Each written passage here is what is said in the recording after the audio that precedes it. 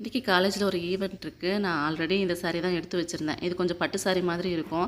Event முடிகிற வரைக்கும் நம்ம தான் வந்து அதை ஆர்கனைஸ் பண்ணுறதுக்கு அலையிற மாதிரி இருக்கும். அதனால் வெயிலில் அந்த சாரீ கட்டிட்டு அலைய முடியாது. நான் இப்போ கட்டியிருக்க சாரீ வந்து லைட் வெயிட் தான். இதோட ப்ளவுஸ் வந்து ஒரு நாளைக்கு முன்னாடி தான் ஸ்டிச் பண்ணேன். சாரீலாம் கட்டி முடிச்சுட்டு மேக்கப்லாம் எனக்கு போடவும் தெரியாது, போடுறதுக்கு இன்ட்ரெஸ்ட்டும் கிடையாதுங்க. போட்டால் நல்லாவும் இருக்காது. அதனால் வந்து சிம்பிளாக பவுடர் மட்டும் அடிச்சுட்டு போட்டு வச்சாச்சு. நான் கிளம்பிட்டு அப்படியே காலையில் டிஃபன் வந்து கோதுமை தோசை கிறிஸ்பியாக வர்றதுக்கு என்ன பண்ணணும் அப்படிங்கிறத ஆல்ரெடி நான் ஒரு வீடியோ போட்டிருக்கேன். அதில் ஜஸ்ட் முட்டை ஆட் பண்ணி சுட்டால் நல்லா வந்து கிறிஸ்பியாக வரும். மதியம் லஞ்சுக்கு வந்து பாவக்காய் பொரியல், பீர்க்கங்காய் குழம்பு. காலையிலேயே வந்து முட்டையும் வேக வச்சிட்டேன்.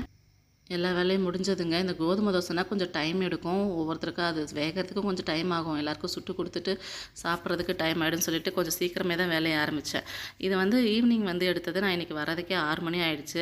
இந்த மாதிரி வீட்டில் ஏதாவது ஸ்நாக்ஸ் செஞ்சு வைக்கலாம் அப்படின்னு ஆல்ரெடி நினச்சிக்கிட்டே இருந்தேன். சண்டே ஒரு நாள் தான் லீவ் இருந்தது. அன்றைக்கி எதுவுமே பண்ண முடியல. அதனால் இன்றைக்கி முறுக்கு சுடலாம் தான் நினச்சிட்டு இருந்தேன். அது ஒன்று ஒன்றா சுட்டு எடுக்கிறதுக்கு ரொம்ப டைம் ஆகும்னு சொல்லிட்டு ரிப்பன் பக்கோடா செஞ்சு முடிச்சிட்டேங்க. அவ்வளோதான்.